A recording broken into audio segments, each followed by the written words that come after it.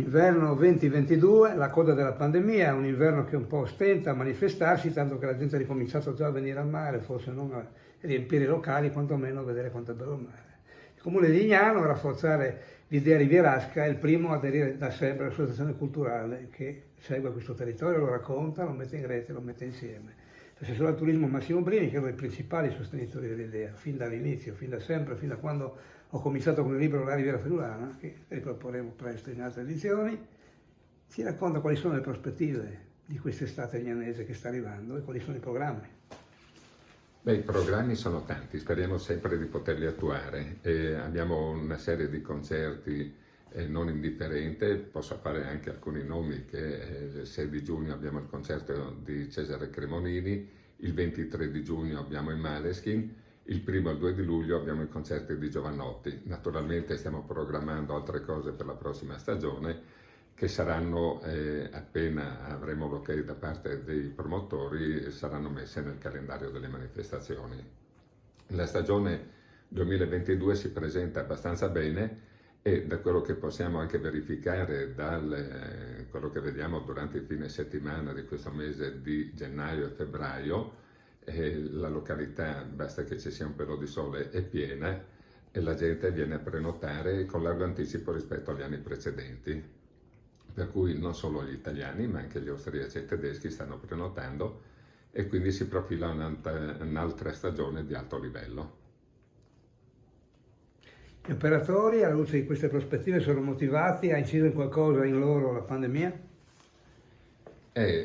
Chi ha voluto scommettere sul tenere aperto durante questo periodo invernale ha sicuramente fatto bingo, perché tutti i locali erano pieni, naturalmente sì, non durante tutti i 7 giorni della settimana,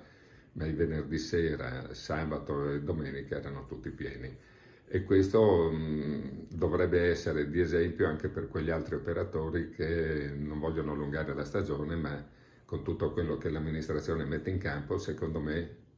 se tenessero aperto avrebbero delle soddisfazioni, perché in qualche domenica si lavora quasi come a Ferragosto e questo è un peccato, non dare un servizio al turista che viene giù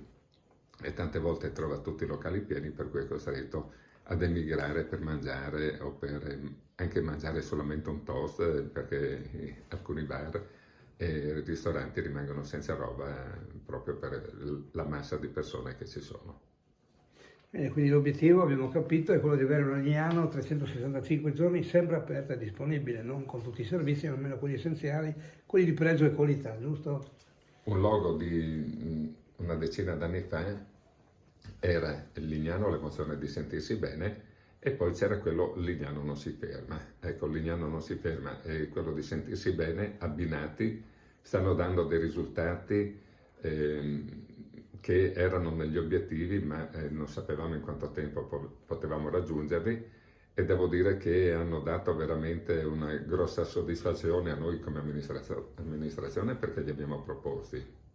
ma anche agli operatori che ci hanno creduto e che vedono le loro attività proseguire anche in mesi dove praticamente era tutto chiuso.